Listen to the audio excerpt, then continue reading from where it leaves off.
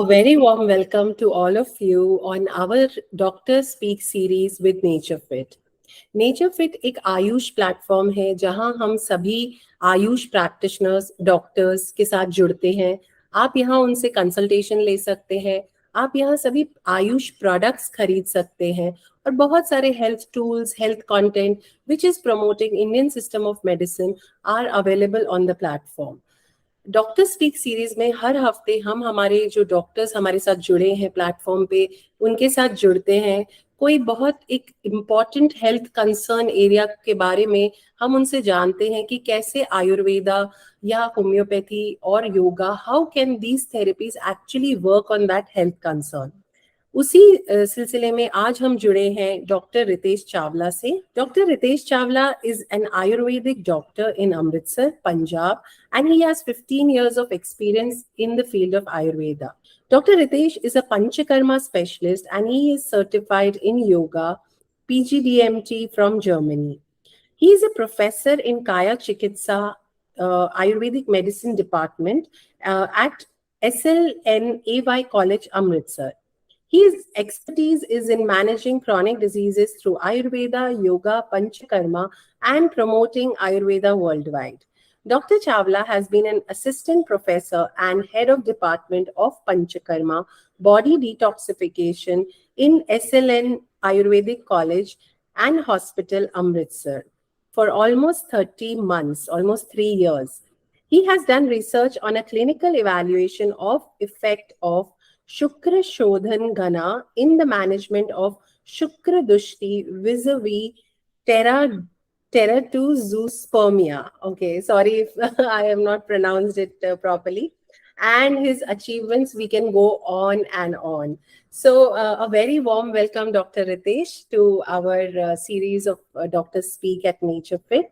And हम आज आपसे एक जो टॉपिक बहुत I think it's very prevalent और the I think people don't even treat it as a disease. उनको लगता है यार ये कुछ है, बट सो आई थिंक वो हम आज आपके साथ वो एक समझना चाहेंगे कि डैंड्रफ फर्स्ट ऑफ ऑल क्या होता है, is it even considered as a disease, and what is Ayurvedic approach to dandruff. तो उसी में हम आपसे पहला जो मेन थिंग जो सबको आई थिंक मेरे लिए भी आज पहली बार होगा कि what is dandruff, what is actually it, वो क्यों आता है।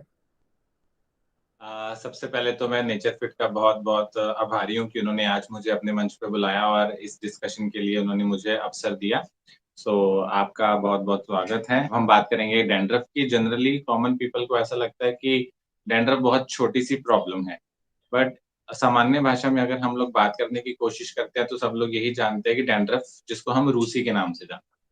अब ये रूसी क्या होती है, जब आप देखते हो कि स्नो की तरह हमारे जब हम डार्क कपड़े पहनते हैं तो बालों से गिर के वो हमारे कपड़ों पे नजर आती है। और इसकी वजह से बहुत सारे टाइम मेल्स और फीमेल्स ज्यादातर जो हैं वो डार्क कपड़े पहनना छोड़ देते हैं, और उसकी वजह से अगर वो दिखती है तो उनको एम्बैरेसमेंट भी फील होता है।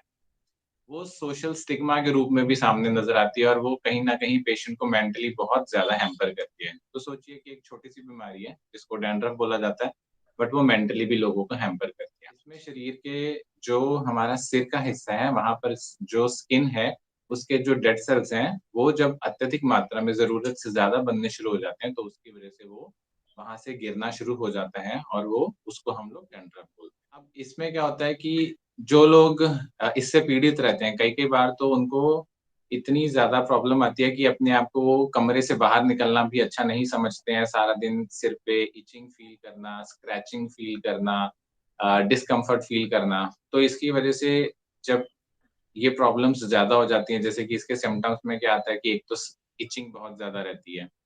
एक इसके अंदर स्केलिंग रहेगी, जो पपड़ियों के रूप में आती है कि आपकी जो डेड स्किन है वो जैसे फिश के स्केल्स रहते हैं वैसे ही वो स्केल्स के रूप में उतरना शुरू हो जाती है। एक इसके अंदर ड्राइनेस ऑफ द स्कैल्प है। तो ये बेसिकली जो उसके सिम्पटम्स हैं, जब ये बढ़ जाते हैं, जब ये एक सीवियर रूप ले लेते हैं, तो उसको हम लोग सीबोरिक डर्मेटाइटिस बोलते हैं। अब सीबोरिक डर्मेटाइटिस और डैंड्रफ कहने को तो एक ही चीज़ है, बट हम ये कह सकते हैं कि जो फर्स्ट स्टेज है, वो डैंड्रफ है। अगर आप इसका ध्यान नहीं रखते हो, तो जब ये इन्फ्लेमेटरी मतलब जब स्वेलिंग्स वाले फेज़ में चली जाती है, तो ये सीबोरिक डर्मेटाइटिस का रूप ले लेती है। और सीबोरिक डर्मेटाइटिस के अंदर जो एडिशनल फीचर्स आते हैं, अब इसके अंदर इन्फ्लेमेशन भी आ जाती है स्कैल्प में, जिसकी वजह से सीवियर रेडनेस रहती है। पेशेंट 24 आवर्स के लिए इच करता है। पेशेंट के सिर के ऊपर से हमेशा फ्लेक्स गिरते रहते हैं। वो कई बार इतना ज़्यादा स्क्रैच करता है कि सिर से खून भी निकल आता है। और ये प्रॉब्लम इतनी ज़्यादा डिफ़िकल्टी अराइज़ कर देती है पेशेंट की नॉर्मल लाइफ़ के अंदर कि उसको ऐसा फ़ील होता है कि वो अपने वर्क पे फ़ोकस ही नहीं कर पा रहा। अगर वो स्टूडेंट है, तो उसकी पढ़ाई हैम्पर होना शुरू हो जाती है। अगर वो कोई जॉब कर रहे हैं, तो वो जॉब में उसका पूरा कॉन्सन्ट्रेशन बनता नहीं है, जिसकी वजह से उसको बॉस की गालियाँ खानी पड़ती हैं या डिफ़िकल्टी आती है, और बहुत सारे टाइम तो लोग अपनी जॉब भी छोड़ चुके हैं, और ये चीज़ इवन सुसाइडल टेंडेंसी तक के थॉट्स दे देती है पेशेंट को। और हम कहने के लिए सोचते हैं कि ये तो डैंड्रफ है, खुद से अपने आप ठीक हो जाएगी। अलग-अलग तरह के हम लोग शैम्पूज़ और मार्केट में अवेलेबल कुछ क्रीम्स, ऑयल्स लगाएँगे तो ये ठीक हो जाएगी, जबकि ऐसा नहीं है। सो इसीलिए इसको कंसिडर करना बहुत ज़रूरी है, और आपको हमेशा ध्यान रखना है कि ये छोटी बीमारी लगने वाली छोटी नहीं है, बहुत बड़ी बीमारी का रूप ले सकती है। इज लाइक क्यों होती है हमें डैंड्रफ, मतलब आई थिंक वो जैसे बोले आयुर्वेदा हमेशा रूट कॉज पे जाता है कि क्या क्या कारण है इसका, ये क्यों ऐसा होता है। इसके अंदर क्या होता है कि अब इसके कारण ढूँढने की अगर हम बात करें, तो सबसे पहले तो जो कारण आता है वो है एक फंगस जिसका नाम है मेलासीजिया। ये मेलासीजिया रहती तो सबकी बॉडी में ही है, बट किसको ये हैम्पर करेगी? ये तो हर एक की बॉडी में हैम्पर नहीं करती, तो फिर मुझे ही क्यों हुई? सब लोग यही पूछते हैं हमारे पास आके, सर ये मुझे ही क्यों हुई, बाकियों को क्यों नहीं हो रही? तो मैक्सिमम रीज़न्स के अंदर क्या होता है कि जब बॉडी ऑयल प्रोड्यूसिंग ग्लैंड्स जो हमारे सीबम ग्लैंड्स हैं, उनकी ओवर प्रोडक्शन जब बॉडी में शुरू हो जाती है, तो इस फंगस को नरिशमेंट मिल जाता है उस ऑयली सीबम की वजह से, जो इसका फूड रहती है। अब जिसको उसका फूड अच्छा मिलेगा वो अपनी ग्रोथ तो करेगी करेगी। तो उसकी वजह से जब बॉडी में उस फंगस की ग्रोथ होनी शुरू हो जाती है, तो वो उस डैंड्रफ का रूप ले लेती है और वो पेशेंट्स को बहुत ज़्यादा हैम्पर करती है। इसके अलावा भी और बहुत सारे कारण हैं, जैसे कि आजकल भाग-दौड़ की ज़िंदगी है, तो स्ट्रेस तो सबको ही है, तो स्ट्रेस भी एक बहुत बड़ा कारण है। फिर उसके अलावा जो आज हम लोग फूड खा रहे हैं, आपको क्या लगता है कि जो फूड हम ले रहे हैं वो बिल्कुल अच्छा है? आज हम जो फूड ले रहे हैं उसके अंदर प्रिजर्वेटिव्स बहुत ज़्यादा यूज़ हो रहे हैं। हमारे पास टाइम नहीं है, इसलिए हम लोग फटाफट भागते हुए कोई भी मार्केट में जो पैक्ड फूड आइटम्स हैं उसी को उठाते हैं, और रास्ते में चलते हुए वही पैकेट खोला और खा लिया। हम सोचते हैं कि घर में जो हमारे पास फूड है वो भी अच्छा है, बट शायद हम ये जानते नहीं है कि कहीं न कहीं उसमें भी कोई केमिकल रिएक्शंस हो रहे हैं, कोई न कोई केमिकल्स, इंसेक्टिसाइड्स और पेस्टिसाइड्स डाले जा रहे हैं। तो ये चीज़ें भी उसको हैम्पर करती हैं। फ्रोज़न फूड्स ले लो, जितनी भी ज़्यादा स्पाइसी फूड आइटम्स हैं, जहाँ पर ग्रीन चिलीज़ का इस्तेमाल ज़्यादा होता है, रेड चिलीज़ का इस्तेमाल ज़्यादा होता है, तो ये भी एक एग्रीवेटिंग फैक्टर है इसका, जो कि इस डैंड्रफ को इंक्रीज़ करता है। अगर हम लोग गुस्सा करते हैं, अगर हम लोग नींद प्रॉपरली नहीं लेते हैं, अगर हम लोग अनहेल्दी फूड आइटम्स खाते हैं, और अगर हमारी बॉडी की इम्यूनिटी वीक हो जाती है, तो भी इसका ये एक कारण बन जाता है। जो एक बहुत मेजर कारण है, लोग बोलते हैं कि मेरी डैंड्रफ तो ठीक ही नहीं हो रही है, मैंने तो सब कुछ किया। तो शायद एक चीज़ ऐसी है कि ये एक फंगस है। अब आप देखो कि अगर आप सोते हो, आपने रात को ऑयल लगाया, सोचा कि यार ये फंगस चली जाएगी, सुबह उठूँगा तो वो डैंड्रफ मैं जब शैम्पू करूँगा तो वो चला जाएगा। बट अब होता क्या है कि जिस तकिए पे आप सोए हो या जिस बेड कवर पे आप सोए हो, वो फंगस उस बेड कवर पे या पिलो पे तो चली गई। अब आपने सुबह उठ के सब कुछ कर लिया, शैम्पू भी कर लिया, सब अच्छे से धो भी लिया, बट अनलकीली आपने रात में जब सोने लगे तो फिर से उसी बेड कवर और उसी पिलो कवर का इस्तेमाल किया जो लास्ट नाइट आपने यूज़ किया था। तो कुछ फंगस जो उस जगह पे गिर गई थी वो वापस आपके सिर में जाएगी, वो फिर से आपको प्रॉब्लम देगी, और पेशेंट बोलता है कि यार मेरी तो प्रॉब्लम कभी ठीक ही नहीं हो रही है, क्योंकि ये सब चीज़ें एक साइकिल बना देती हैं, जो बार-बार उसको कॉज़ करने का एक रूट कॉज़ बन जाती है। ऐसे ही अगर हम लोग एक टॉवल यूज़ कर रहे हैं, जो हम अपने सिर पे रगड़ रहे हैं, अब कुछ फंगस के मॉलिक्यूल्स उसके अंदर गए हैं, और उसके बाद हमने उसको ऐसे ही कमरे में सुखाने के लिए रख दिया, धूप में अच्छे से नहीं सुखाने के लिए रखा। ज़्यादातर कॉलेज गोइंग स्टूडेंट्स के पास में इतना टाइम नहीं होता कि वो लोग फटाफट जाएँ, धूप देखें वहाँ है कि नहीं है, जहाँ होगा उन्होंने वहीं पे रख देने। तो उसकी वजह से भी वो जो टॉवल है, वो भी एक रीज़न बन जाता है। तो ये चीज़ों को हमें बहुत अच्छे से ध्यान में रखना है कि अगर ये सब चीज़ें हम कर रहे हैं, अगर आप बेड कवर, पिलो कवर अच्छे से चेंज कर रहे हो, तो भी आपकी जो प्रॉब्लम है वो सॉल्व हो सकती है। टॉवल्स को भी अच्छे से आपने अवॉइड करना है। जितनी ग्रीन चिलीज़ और जितनी ये चीज़ें हैं, मिर्ची वाली स्पाइसी फूड आइटम्स, बहुत ज़्यादा ऑयली फूड आइटम्स अगर आप इस्तेमाल करते हो, तो वो भी सीबम की प्रोडक्शन को बढ़ा देते हैं। बहुत ज़्यादा स्ट्रेस लोगे, अगर आप बहुत ज़्यादा गुस्सा करोगे, तो ये भी आपकी सीबम की प्रोडक्शन को बढ़ाएगी, और जितना सीबम की प्रोडक्शन बढ़ेगी उसकी वजह से जो आपकी प्रॉब्लम है वो खराब होती जाएगी। दूसरी चीज ये है कि अगर हम लोग अपने स्कैल्प का ध्यान नहीं रखते अच्छे से, अगर हमारा स्कैल्प का हाइजीन पुअर है, तो वो भी एक कारण बन जाता है। अब हम हाइजीन की बात करें तो कुछ कुछ लोग तो बोलते हैं कि हम लोग बहुत ज्यादा ध्यान रखते हैं। अब वहां पर जो बहुत ज्यादा ध्यान रखने की प्रक्रिया आ रही है, उसके अंदर क्या हो रहा है कि हम सर बहुत अच्छे अच्छे शैम्पूज यूज करते हैं, हम लोग बहुत अच्छे conditioners, hair mask, hair serums, बहुत सारी चीजें यूज करते हैं। अब होता क्या है कि एक जो रिक्वायर्ड चीज है ना, जो हमें नेचर से मिली हुई है, जैसे कि हम कभी दही यूज कर लें कंडीशनिंग के लिए, या हम लोग भृंगराज, आंवला ऐसा कुछ हेयर मास्क की तरह यूज करें, तो शायद वो ज्यादा अच्छा काम करेगा। बट इन फास्ट नेचर के अंदर हम लोग केमिकल वाले प्रोडक्ट्स का इस्तेमाल अबंडेंटली कर रहे हैं, और every day we are getting a new name of product जो कि ये क्लेम करता है कि ये डैंड्रफ को हटा देगा। तो वो उस भाग दौड़ में हम वो हर रोज क्या सोचते हैं, आज ये शैम्पू यूज कर लेते हैं, नहीं फर्क पड़ा, नेक्स्ट मंथ दूसरा शैम्पू यूज किया, वो बॉटल खत्म हुई, चल तीसरा शैम्पू यूज कर ले, तो कहीं ना कहीं आप आपके जो स्कैल्प का पीएच है उसको खराब कर रहे हो। अगर वो खराब होता है तो कहीं ना कहीं फिर से ये भी एक रीजन बन जाता है कि डैंड्रफ जाने की बजाय एग्रेवेटेड फॉर्म के अंदर वो बढ़ती ही जाएगी, और आपकी कंडीशन ठीक होने की बजाय खराब होती जाएगी। सो बेटर ये रहता है कि आप आपके डॉक्टर से कांटेक्ट करो, या किसी भी आयुर्वेद एक्सपर्ट से, या आपके पास में जो भी डर्मेटोलॉजिस्ट है उससे बात करके इन प्रोडक्ट्स को यूज करोगे, तो शायद आपके लिए ज्यादा अच्छा रहेगा, rather than using without any advice. What you very nice explain कि डैंड्रफ के बहुत सारे कारण हो सकते हैं, एंड आई थिंक बाकी सारी चीजें हमारे कंट्रोल में है, in terms of our diet, our sleep, our lifestyle, our stress. I think वो सारी चीजें को हम, जैसे आयुर्वेदा एक बहुत होलिस्टिकली अप्रोच करता है, तो I think similarly for this also, because what I am trying to understand कि अगर आपके पास कोई पेशेंट आता है तो आप पहले कैसे डायग्नोस करते हैं कि किस कारण वो हो रहा है, तो आप उनको मतलब हर चीज में मॉडिफिकेशन बताते हैं। सो आपका जो ट्रीटमेंट मेथड होता है, हाउ यू आइडेंटिफाई कि is it for what, because of what reason it is happening. हम डायग्नोज करने की बात करते हैं ना डैंड्रफ को, तो डायग्नोसिंग करने के लिए आजकल तो ट्राइकोस्कोपिक एनालिसिस जो है वो सबसे अच्छा एनालिसिस है। इस ट्राइकोस्कोपिक स्टडी के अंदर क्या होता है कि एक हैंडहेल्ड कैमरास हम लोग यूज करते हैं, जो हम लोग स्कैल्प पे लगाते हैं।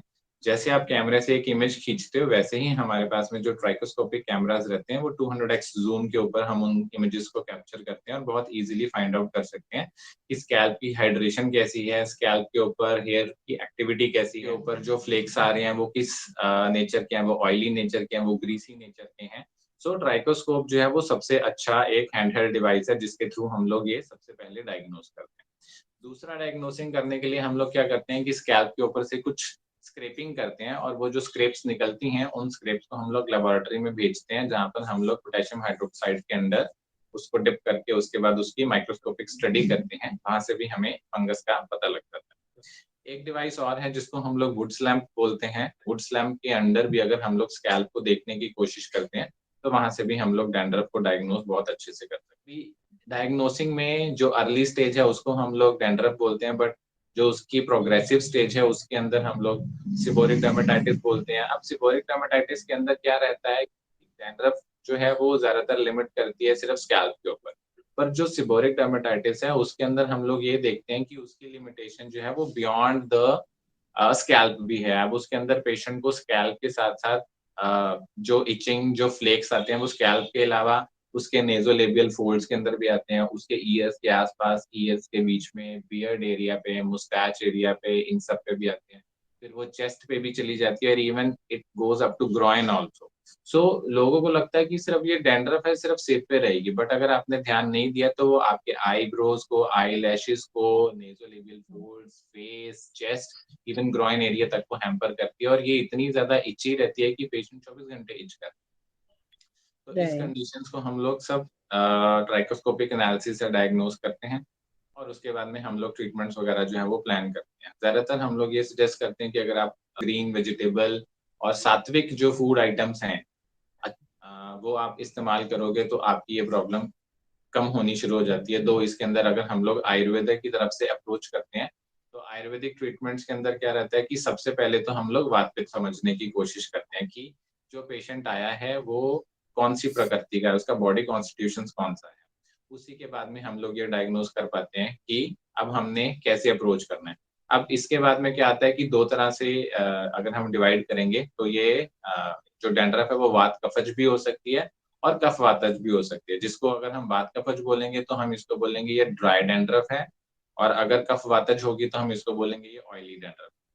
एक आचार्य विदेय ने हमें ये भी बताया कि इसके अंदर पित्त का भी इन्वॉल्वमेंट होता है। बहुत सारे टाइम पेशेंट कंप्लेंट करते हैं बर्निंग सेंसेशन, तो जहाँ पर इन दोनों के साथ में पित्त का इन्वॉल्वमेंट होगा और बहुत सीवियर बर्निंग होगी, तो उन कंडीशंस के अंदर हमारा जो थॉट प्रोसेस है वो चेंज होगा कि अब इसके अंदर हमें कुछ कूलेंट्स भी यूज करनी है, कि जो मेडिसिन है वो कूल प्रॉपर्टी की भी हमें यूज करनी है। अगर हम लोग वातज डैंड्रफ को देखते हैं तो ज्यादातर बोला जाता है कि डैंड्रफ के अंदर ऑयल लगाने की ज्यादा जरूरत नहीं है, या सेबोरिक डर्मेटाइटिस में ऑयलिंग करने से डैंड्रफ बढ़ जाता है, जबकि ऐसा नहीं है। हम लोग ऑयल्स यूज करते हैं, अब ये ऑयल्स की भी जो प्रॉपर्टीज हैं वो पेशेंट टू पेशेंट वेरी करते हैं। There are n number of oils जो हम लोग अपने प्रैक्टिस में यूज करते हैं, जैसे हेयर गेनर ऑयल है हमारा, दारुणखर ऑयल है, केशिया ऑयल है, क्लीन ऑयल है। ये सब अलग अलग तरह की कैटेगरी को केटर करते हैं, जो कि हम पेशेंट को डायग्नोज करने के बाद यूज करते हैं। जैसे कि अगर वातज डैंड्रफ रहेगी तो उसमें हमें ऐसा ऑयल चाहिए जो थोड़ा ल्यूब्रिकेशन अच्छा दे, वहां पे हाइड्रेशन दे। अगर कफज डैंड्रफ रहेगी तो फिर हमें ऐसे ऑयल्स यूज करने हैं जो ड्राइनेस क्रिएट करेंगे। तो Right. ऑयल, अब आप सोचा जाए तो ऑयल खुद तो ऑयली है, बट वो ड्राइनेस कैसे क्रिएट करेगा। So these are the things जो आयुर्वेदा हमें समझाता है कि आप कैसे ड्राई ऑयल्स भी बना सकते हो और कैसे ऑयली चीजों को आप इनकॉर्पोरेट कर सकते हो ऑयल्स के अंदर, तो वो अच्छा नरिशमेंट देंगे। ऐसे ही अगर पित्तज इन्वॉल्वमेंट आ रही है तो आपको कुछ कूल प्रॉपर्टी के ऑयल्स यूज करने रहेंगे, जो आपके स्कैल्प को, आपकी बॉडी को कूल करें। इसी के साथ साथ जो मेजर चीज रहती है जो हम लोग आयुर्वेदा की ट्रीटमेंट मोडालिटी में यूज करते हैं, वो है बॉडी डिटॉक्सिफिकेशन, जिसको हम लोग पंचकर्म बोलते हैं। अब इसके अंदर भी हम लोग ये डिसाइड करते हैं कि अगर पेशेंट को कफज प्रॉब्लम आ रही है तो हम लोग उसको मेडिकेटेड वॉमिटिंग करवाएंगे, जिसको हम लोग वमन बोलते हैं। अगर हमें पित्तज प्रॉब्लम दिखती है तो हम उसको मेडिकेटेड परगेशन करवाएंगे, जिसको हम लोग लूज मोशंस बोलते हैं। कभी कभी जो मेजरली मैं अपने सिबोरिक के या डैंड्रफ के केसेस में करता हूँ, हम लोग उसमें ब्लड लेटिंग करते हैं, जिसको रक्तमोक्षण बोलते हैं। और इस सब के वीडियोस भी अगर आप देखना चाहोगे तो मेरे यूट्यूब के चैनल पे दिखेंगे, वहां पर हम लोग डायरेक्टली यहाँ पे कोई वेन देखते हैं और यहाँ से ही ब्लड को बाहर निकालने की कोशिश करते हैं। और कभी कभी अगर यहाँ नहीं मिलता तो गले की वेन को भी हम यूज करते हैं, नहीं तो हम बाजू की वेन को भी यूज करते हैं। वो as per the requirement, as per the need, हमें जो चाहिए वो हम लोग उसको करते हैं। अगर हम लोग ये सारे प्रोसीजर्स जो पंचकर्म के प्रोसीजर्स हैं, या रक्तमोक्षण है, या धूपन कर्म है।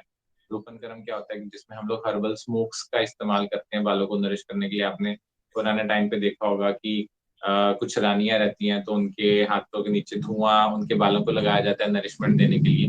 तो वो बेसिकली जो वहाँ पे इंसेक्ट्स, या जिसको हम बोलते हैं कि क्रीमी बैक्टीरिया जिसको बोला जाता है, उनको किल करने के लिए यूज करते हैं। तो ये सब चीजें अगर हम लोग आयुर्वेद के माध्यम से डायग्नोस करके अच्छे से ट्रीट करने की कोशिश करते हैं, तो इसके ट्रीट होने के 90% तक चांसेस रहते हैं। और दूसरी चीज ये है कि अगर हम लोग ये सब करते हैं तो ये टेम्परेरी फेज में नहीं रहता, ये एक अच्छा फेज जाता है। रीलैप्सेस होने के चांसेस बहुत कम हो जाते हैं। दो पेशेंट अगर लाइफस्टाइल मॉडिफिकेशन कर ले साथ में, जैसे हमने समझाया कि आपको प्राणायाम साथ में करना है, आपको आपकी बॉडी को कूल रखना है, आपका जो पिलो कवर है वो रेगुलर चेंज होना चाहिए, थोड़ा सनलाइट आपको लेनी है, हेल्दी फूड ड्रिंक्स आपको लेने हैं। ये सब चीजें अगर पेशेंट साथ में इंक्लूड करता है तो उसके रिलैप्सेस के चांसेस भी बहुत कम होते Right.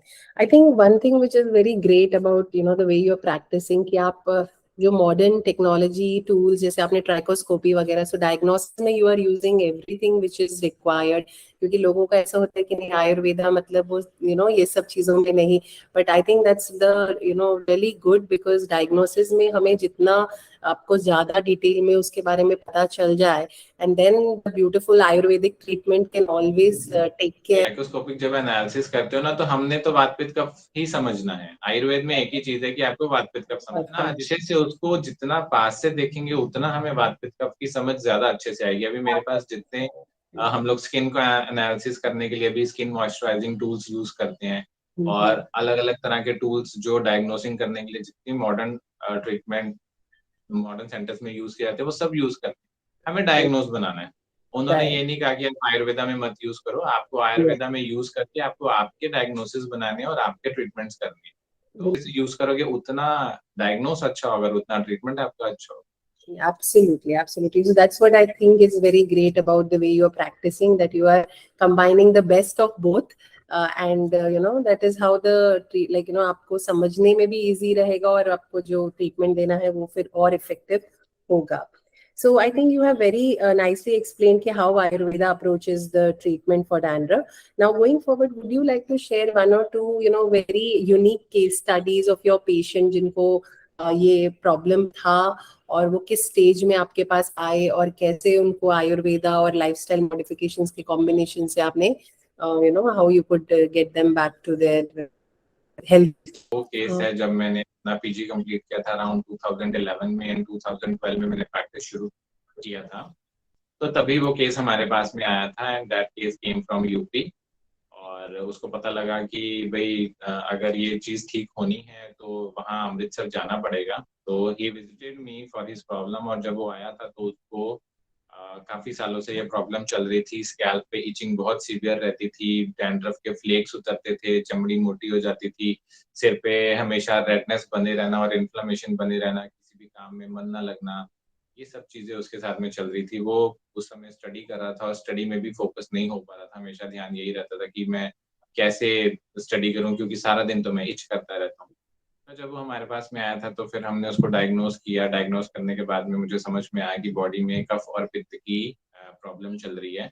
तो कफ को ट्रीट करने के लिए जो हमने इंटरनल मेडिकेशन शुरू करी. उसके साथ साथ जैसे मैंने अभी बताया कि रक्त मोक्षण एक बहुत अच्छा टूल है हमारे पास में जो पित्तज प्रॉब्लम्स को ट्रीट करने के लिए हम लोग यूज करते हैं. दो रक्त मोक्षण से हम लोग वात पित्त कफ तीनों तरह की प्रॉब्लम्स को डील करते हैं. बट सबसे अच्छा अगर पित्त की कंडीशन आती है तो सबसे पहले रक्त मोक्षण करके हम पेशेंट को ट्रीट कर सकते हैं. तो उसके अंदर हमने उसको वो रक्त मोक्षण दिया था. उसके बाद में कुछ 6-7 महीने तक उसके मेडिकेशन चले थे सारे के सारे. एंड धीरे धीरे आफ्टर 2 to 3 months पेशेंट को बहुत अच्छे पॉजिटिव चेंजेस नजर आने शुरू हो गए थे. जो इचिंग थी वो ऑलमोस्ट 70 to 80% कम होती गई, रेडनेस कम हो गई थी, फ्लेक्स आना कम हो गए थे. पेशेंट बहुत हैप्पी था. और उसके बाद में जब हमें लगा कि अब स्थिति काफी अच्छी है तो हमने उनकी मेडिकेशन जो है वो बंद कर दी. सिर्फ उनको इतना बोला था कि जो मेंटेनेंस करनी है आपने, क्योंकि it is a life time maintenance, आप ऑयल तो लगाओगे ही, ऐसा तो है नहीं कि आपने ऑयलिंग नहीं करनी है. अगर हम ऑयलिंग नहीं करेंगे तो itself this become a cause of dandruff. तो ऑयलिंग इज मस्ट, चाहे आप वीकली ट्वाइस करो या but it should be done. आपके हेयर को नरिश करने के लिए, आपके स्कैल्प को नरिश करने के लिए ऑयलिंग मस्ट है. जैसे देखो कि फेस पे अगर हम क्रीम नहीं लगाएंगे तो फेस ड्राई रहेगा, बट जो स्कैल्प है it is also the extension of facial skin. तो इसीलिए हमने उसको बोला था कि आपने ऑयलिंग जो है वो ट्वाइस और थ्राइस अ वीक तो आपने कंटिन्यूसली करनी है. तो सोचो 2012 टिल 2023 आज तक उसका ऑयलिंग जो है वो कंटिन्यू है. वो आज भी मेरे कांटेक्ट में है और अभी तो मुझे भी नहीं पता है कि उसने कितने पेशेंट मेरे पास भेज दिए. इवन ही सेड कि सर जब आपने YouTube पे ये वाला वीडियो डाला था तो कितने ही लोगों के मेरे को फोन आए थे और मैंने पूछा कि भाई कहाँ से नंबर लिया, तो बोलते हैं कि भाई YouTube से आपका कहीं ना कहीं हमने नंबर सर्च किया. एंड उसने आगे बहुत अच्छे से सबको बताया कि वहां पे जाओ, वो ट्रीट भी होती है. बट जो वो आपको डाइट और लाइफस्टाइल मॉडिफिकेशन समझाते हैं अगर आप उसको फॉलो करते हो तो इसके रिलैप्सेस के चांसेस नहीं होते हैं. बस मेंटेनेंस थोड़ा अच्छे से करना है, वो आप करते हैं. जो मेरा सेकंड केस है इट इज फ्रॉम महाराष्ट्र. तो इसने भी अराउंड 2 to 3 years बैक मुझे अप्रोच किया था. और अब आप देखोगे तो इसके स्कैल्प के ऊपर पूरा वाइटनेस आपको बहुत अच्छे से क्लियर कट नजर आ रहा होगा. डीमार्केटेड लाइंस नजर आ रही हैं, वहां पे स्वेलिंग रहती थी, इसमें भी बहुत सीवियर इचिंग रहती थी. ही इज ऑल्सो स्टूडेंट, तो उसके साथ भी यही प्रॉब्लम था कि कंसंट्रेशन नहीं हो रहा. अब वो बोलता था कि सर मैंने ये खाया या मैंने वो खाया तो उससे मेरी प्रॉब्लम बढ़ जाती है. वहां पे ह्यूमिडिटी बहुत ज्यादा है तो humidity itself become a reason for growth of fungus which causes this again. तो वो सब चीजें बहुत ज्यादा हैम्पर कर रही थी. तो उस सब चीजों में फिर हमने उसको समझाया कि आपको कौन सी मेडिकेशंस लेनी है. मैंने उसको बुलाया था अपने पास में बट अनलकीली वो किसी वजह से आ नहीं पाया. तो फिर हमने कोई इसमें पंचकर्म का प्रोसीजर नहीं किया बट टाइम टू टाइम जो उसकी प्रॉब्लम थी उसके अकॉर्डिंग हमने जो मेडिकेशंस रहती है, जैसे कई मेडिकेशंस हम लोग एल्क्योर यूज करते हैं, बीपीआर यूज करते हैं, निशाती वटी यूज करते हैं, बचाती वटी यूज करते हैं. तो ऐसी जो भी चीजें हम यूज करते हैं, जो भी ऑयल्स हम यूज कर सकते थे, उसकी जो कंडीशन थी उसमें कफ की इन्वॉल्वमेंट बहुत ज्यादा थी तो ड्राई टाइप ऑफ ऑयल्स हमें यूज करने थे. तो वहां पर हमने वो dry type of oils use किए. उसके साथ में हमने उसको हेयर पैक्स भी भेजे थे जो उसको टाइम टू टाइम अप्लाई करने थे. और साथ में जो हम लोग अपना रेगुलर मेडिकेटेड शैम्पू बेचते हैं वो हमने उसको सब भेजा। तो ये करते करते ऑलमोस्ट साल लग गया था उसको ट्रीट होते होते। बीच बीच में उसकी प्रॉब्लम बढ़ जाती थी, एवरी 3 मंथ्स या 4 मंथ्स में वो बोलता था सर ये तो फिर बढ़ गया है, फिर कैसे ठीक होगा। वो ही बिकम वेरी अपसेट कि सर ठीक होते होते ये बढ़ क्यों जाता है। तो every time I have to console him कि नहीं कोई बात नहीं, ये ठीक होगा। आप आप मुझे सिर्फ इतना बताओ कि क्या गलत हुआ, खाने में क्या गलत हुआ, रहने सहने में क्या गलत हुआ। तो every time whenever he ask me I have to say him कि आपकी ये गलती थी, इसको सुधारो, ये आपका जो एनवायरनमेंट है इसको थोड़ा सही करो। ये सब चीजें समझा समझा के ऑलमोस्ट साल सवा साल के अंदर हमने वो भी ट्रीट किया और अभी तक उसका भी मेंटेनेंस, जैसे मैंने बताया था कि पोस्ट मेंटेनेंस आपको ट्रीटमेंट जो है सिर्फ ऑयलिंग का कंटिन्यू करना है और डाइट और लाइफ जो मॉडिफिकेशन मैंने बताए हैं जैसे प्राणायाम करना, अर्ली इन द मॉर्निंग उठना, आपको कॉन्स्टिपेशन नहीं होनी चाहिए, आपको स्ट्रेस नहीं लेना है, आपको हेल्दी लाइफ जीना है। तो ये सब चीजें करते करते वो बिल्कुल स्टेबल कंडीशन में आ जाते हैं। I think that is the most beautiful thing about Ayurveda कि वो एक आपने जैसे बोला कि 1 साल वो आपके साथ ट्रीटमेंट में रहे, बट जो आपने उनको पूरी लाइफ के लिए जो चेंजेस सिखाए हैं वो they are must, and I think that is where people are dependent on. If we go for the modern medicine तो they are पूरी लाइफ वो लोग मेडिकेशन लेते हैं। मैं पेशेंट को इतने बोलता हूँ देखो आपको लाइफ टाइम मेडिकेशन लेनी है या आपको कुछ टाइम के लिए लेनी है और समझना है कि आपकी प्रॉब्लम का ओरिजिन क्या है। अगर आपको यही समझ में आ जाएगा कि मैंने ये खाना खाया और मेरी प्रॉब्लम आ गई तो you have to exclude that from the diet. वो आपको धीरे धीरे हम यही बेसिकली हम लोग हमारे सेंटर में यही समझाते हैं कि आपको विदाउट एनी मेडिकेशन कैसे आपकी पूरी लाइफ निकालनी है। क्योंकि हम जब वातपित्त कफ डायग्नोज करते हैं तो पेशेंट को ये नहीं समझता है। पेशेंट मेरे पास में आते हैं बोलते हैं सर हम लोग तो बहुत स्पाइसी खाते हैं, मेरी स्पाइसी के बिना तो मेरा काम चलता नहीं। अरे भाई आपको स्पाइसी ही तो प्रॉब्लम दे रहा है, अगर आप स्पाइसी छोड़ दोगे तो आपकी प्रॉब्लम ही खत्म हो जाएगी। तो ये चीज जब तक पेशेंट नहीं समझेगा तो वो ठीक नहीं रह सकता, वो सारी उम्र मेडिकेशन पे रहेगा। बट जब वो ये समझ जाएगा कि अगर मेरी बॉडी वातज प्रकृति की है और मैं अगर खुश्क फूड आइटम्स लूंगा जिसमें ऑयल नहीं होगा, मैं उसमें घी नहीं लूंगा, तो मेरी बॉडी में प्रॉब्लम्स आएंगी। तो वो चीजें हम पेशेंट को समझाते हैं उनकी बॉडी टाइप एनालाइज करने के बाद में, ताकि आप सारी उम्र डिजीज फ्री रहो। यही एक मोटो है हमारा हमारे सेंटर में कि हम पेशेंट को मेडिकेशन जितनी जल्दी से जल्दी छुड़ा सकें, हम उतनी जल्दी छोड़ के उसको डाइट और लाइफस्टाइल कैसे आपकी बॉडी टाइप के अकॉर्डिंग रहनी है वो सिखाया जाता है यहाँ पे ज्यादा। I can say best mode of treatment कि आप उनको थोड़ा टाइम के लिए ट्रीट करके बट पूरी जिंदगी भर कैसे हेल्दी रहें और दोबारा दवाइयों पे ना डिपेंडेंट हो, वो सिखाया जाता है। और जैसे आपने कहा कि that's also the motto, and I think that motto of Ayurveda is well कि एक तो हेल्दी पर्सन को कैसे हेल्दी रखा जाए और जो डिजीज है उसको हेल्दी करके हमेशा हेल्दी कैसे रहे वो सिखाया जाए। So thank you so much, Dr. Ritesh. It was really good to interact with you, to know that first of all समझना कि डैंड्रफ एक बीमारी है और ये पूरी तरह ट्रीट हो सकती है, और उसके लिए आयुर्वेदा कितना beautifully with the combination of your lifestyle, your diet and all of that, how it can actually treat. So for all the viewers, I'm sure you have been also enlightened the way I have been. अगर आप चाहते हैं doctor Ritesh Chawla से consult करने के लिए तो उनके सारे डिटेल्स डिस्क्रिप्शन में दिए गए हैं, आप उनसे कंसल्ट कर सकते हैं। और जैसे सर ने कहा कि वो रिमोट कंसल्टेशंस एंड उन्होंने महाराष्ट्र के पेशेंट को भी ठीक किया है, तो आई थिंक पैन इंडिया से लोग आपके साथ जुड़ सकते हैं। और जो अमृतसर में है they are privileged, so they can definitely visit your clinic. So thank you so much, Dr. Ritesh, for your time, and we will again see our viewers next week with another great doctor who is healing everybody naturally. So thank you so much.